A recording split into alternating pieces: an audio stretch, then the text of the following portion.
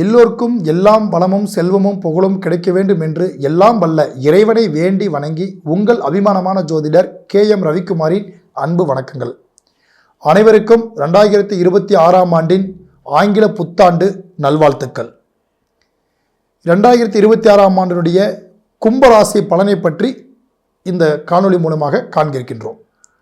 முதல் முறையாக இந்த வீடியோவை பார்க்கக்கூடியவங்க சப்ஸ்கிரைப் பண்ணி பெல் பட்டனை அழுத்தி ஆல் ஆப்ஷன் கொடுத்துக்கங்க.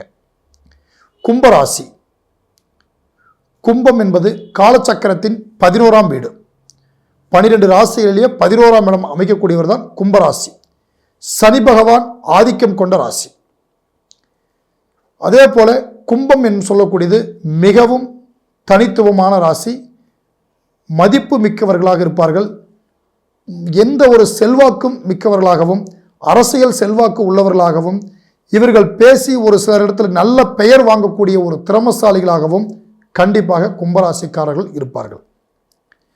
கும்பராசி பற்றி 2026ஆம் ஆண்டு கிரக நிலைகளை பற்றி முதல்ல காண்போம். கும்பராசி ராசிக்கு 1ஆம் இடத்திலே ராகு பகவான் அமைந்திருக்கிறார். ராசிக்கு 2ஆம் இடத்தில் மீனத்தில் சனி பகவான் அமைந்திருப்பார்.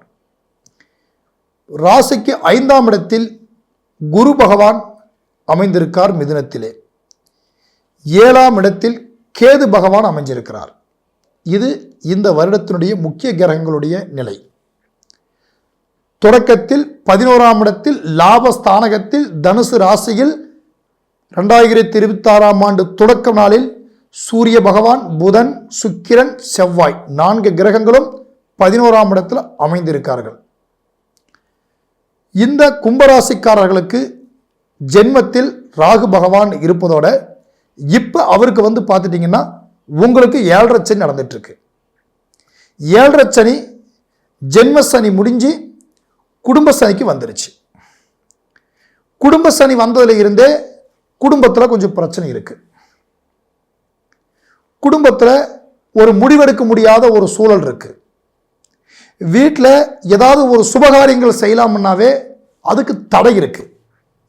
நல்ல காரியங்கள் நம்ம குடும்பத்தில் உள்ள யாருக்காவது ஒருத்தருக்கு நல்ல காரியம் பண்ணலாம், திருமணத்துக்கு ஏற்பாடு பண்ணலாம், இப்படி நீங்கள் எடுக்கக்கூடிய முயற்சிகளுக்கு மிகவும் தடையாக இருக்கு. ஏன்னா 7ல் கேது இருக்காரு. இந்த ராசி பொறுத்தளவுக்கும் நீங்கள் இப்போ செய்ய வேண்டியது கடன் படக்கூடாது. கடன் பட்டுட்டீங்கன்னா திரும்ப கட்டுறது ரொம்ப கஷ்டம்.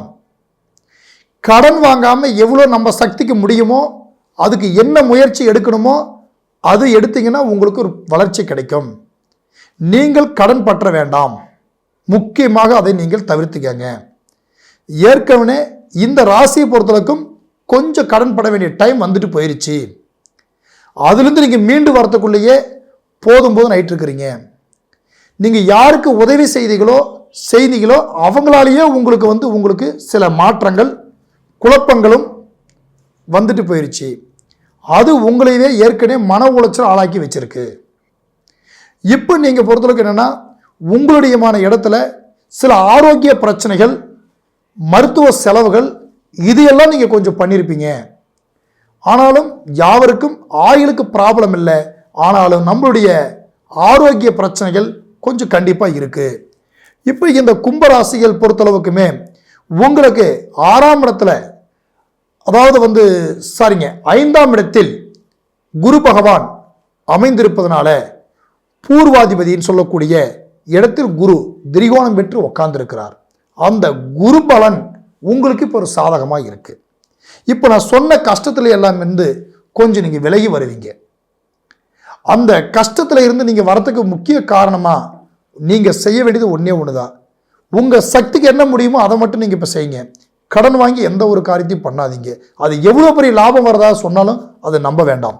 கடன் பட்டு விட்டீர்கள் என்றால் உங்களால் சாதிக்க முடியாது. 5ல் இருக்கக்கூடிய குரு 9ஆம் பார்வையாக உங்களுடைய ஜென்ம ராசியை பார்த்து கொண்டிருக்கிறார். அதாவது குரு பார்க்க கோடி நன்மை என்று சொல்லலாம். இதே போல லாபாதிபதியும் குரு பார்க்கிறார். அப்போ அந்த பார்வையும் உங்களுக்கு லாபத்தை நோக்கி கண்டிப்பாக ஒரு பயணம் செலுத்த முடியும். உங்களுக்கு 7.5 சனியில் இருக்கிற சனி பகவான் 3ஆம் இடத்தை அதாவது 3ஆம் பார்வையாக 4ஆம் வீட்டை பார்த்து கொண்டிருக்கிறார். நிலம், வாகனம், பூமி, ஒரு வீடு கட்ட நினைக்கிறவங்க டக்குன்னு உங்களால் கட்ட முடியாது. வேலைகளில் தடைப்படலாம். சரியாக வேலைக்கு ஆட்கள் வரலையேன்னு நினைக்கலாம். இல்லை ஏதாவது ஒரு வீடு கட்டல அட்வான்ஸ் கொடுத்து கொஞ்சம் நேரம் நின்று போயிருக்கலாம். இப்படி பார்க்கும்போது நிலம், பூமி வாங்குறதுல ஒரு காலதாமதம் உங்களுக்கு ஏற்பட்டிருக்கும். அந்த ஏற்பட்டதுக்கு இந்த குரு பார்வை ஓரளவுக்கு உங்களுக்கு அது சாதகமாக இருக்கிறதுனால கண்டிப்பாக நிச்சயமாக உங்களுக்கு அந்த பிரச்சனைகள் தீரக்கூடிய டைமு உங்களுக்கு இருக்குது. இரண்டாவது பார்க்கும்போது உங்களுடைய ராசி பொறுத்தளவுக்குமே இந்த ராசியில் 7ஆம் இடத்துல கேது பகவான் இருக்கிறதுனால திருமணம் ஆகாதவங்களுக்கு ரொம்பவும் ஒரு தாமதமாக தான் இன்னைக்கு திருமணத்துக்கு நீங்கள் முயற்சி எடுத்திருக்கிறீங்க. அந்த முயற்சி உங்களுக்கு திருமண யோகங்கள் கண்டிப்பாக இந்த 2026ஆம் ஆண்டில் உங்களுக்கு அதுக்கான வாய்ப்பு இருக்குது. ஆனால் கொஞ்சம் உங்களுக்கு பொறுமையாக தான் பலன் கிடைக்கும்.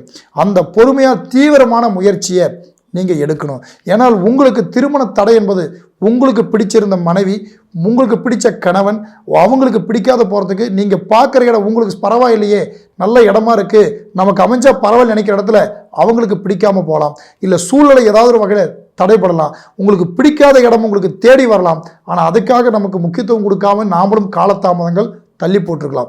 இப்படி திருமண விஷயத்தில் இந்த கேது பகவான் 7ஆம் இடத்துல இருக்கிறதுனால உங்களுக்கு ஒரு பெரிய ஒரு தடையாக இருக்குது. அதனால் திருமணம் ஆகாதவர்களுக்கோ, உங்களுடைய வாழ்க்கை துணை நல்லா அமைய வேண்டும் நினைக்கிறவங்களோ, இல்லை வாழ்க்கை அமைஞ்சு குடும்பத்துக்குள்ளே கொஞ்சம் பிரச்சனை இருக்கிறீங்களோ, எக்காரணத்தை கொண்டும் பத்ரகாளி அம்மன் கோவில், காளியம்மன் கோவிலை வெள்ளிக்கிழமை நாளில் நீங்கள் ஒரு 3 வாரத்துக்கோ 9 வாரத்துக்கோ உங்களால் எத்தனை வாரத்துக்கு போட முடியும், நீங்கள் உங்கள் மனசில் முதல் போய் நிற்கிற நாள் நீங்கள் நினச்சிட்டு வரீங்களோ அத்தனை நாள் வரைக்கும் ஒரு விளக்கு போடுங்க. எலுமிச்சம்பழத்தால் விளக்கு போடுங்க. உங்களுடைய திருமண தடை என்பது தீரும். திருமணத்தில் இருக்கக்கூடிய ஒரு குளறுபடிகள் உங்களுக்கு விலகும். அது உங்களுடைய லைஃப் எதிர்காலம் உங்களுக்கு நல்லா வரும். உங்களுக்கு மட்டுமில்லை, உங்கள் மூலியமாக உங்கள் குடும்பத்தில் யாருக்காவது ஒரு திருமணம் நீங்கள் தான் முன்னாடி நின்று அவங்களுக்காக ஏற்பாடு பண்ணுறதாக இருந்தாலும் அவங்களுக்கு இந்த தடை இருக்கும். அவங்களுக்கும் நீங்கள் இந்த விளக்கு போட்டு நீங்கள் பயன்படுத்தும் போது கண்டிப்பாக அவங்களுக்கும் இது ஒரு நன்மையான ஒரு காலமாக கண்டிப்பாக நிச்சயமாக உங்களுக்கு இருக்குங்க. இந்த கும்பராசிக்காரர்கள் பொறுத்தளவுக்கும் இன்றைக்கி தொழில் ஸ்தானகம் எப்படி இருக்குதுன்னு பார்த்துட்டோம்னா, தொழிலை நாம் ஏதாவது ஒரு வகையில் ஆரம்பிக்கலாம்னு பெரும் தடுமாட்டத்தில் இப்போ நீங்கள் இருப்பீங்க. 10ஆம் இடத்துக்கு அதிபதியானவர் அதாவது செவ்வாய் பகவானை இன்று குரு பார்வை தொடக்கத்திலேயே இன்றைக்கி இருக்கிறாருங்க. அந்த தொடக்கத்தில் இருக்கக்கூடிய குரு பார்வையால் நீங்கள் அதாவது உங்கள் தொழில் விஷயத்தில் கொஞ்சம் கவனம் செலுத்துங்க. ஆனால் வாகனங்கள் மேலேயோ இரும்பு துறையிலேயோ உங்கள் கவனம் செலுத்துனீங்கன்னா கண்டிப்பாக ஜெயிக்கிறது கொஞ்சம் கஷ்டங்க. வியாபார ரீதியாக ரியல் எஸ்டேட்டு, பூமி சம்மந்தப்பட்ட தொழில் இது நீங்கள் தாராளமாக செய்யலாம்.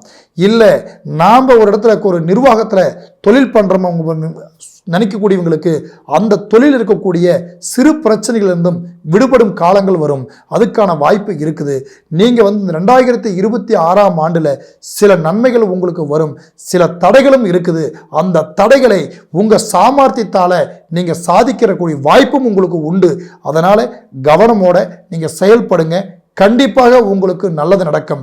உங்களுடைய 2026ஆம் ஆண்டு கும்பராசியை பற்றி பொது பலனாக உங்களுக்கு நான் சொல்லியிருக்கேன். உங்களுடைய சுய ஜாதகத்தை ஒரு முறை நீங்கள் பாருங்கள். ஜாதகம் பார்க்கணும் எண்ணம் உள்ளவங்களுக்கு கீழே என்னுடைய மொபைல் நம்பர் இருக்குது, எங்கிட்ட கான்டாக்ட் பண்ணி பார்த்துக்கங்க. உங்களுக்கு வேறு ஏதாவது சந்தேக டவுட் இருந்தாலும் என்னுடைய மொபைல் நம்பருக்கு நீங்கள் தாராளமாக கான்டாக்ட் பண்ணலாம். நன்றி, வணக்கம், வாழ்க வளமுடன்.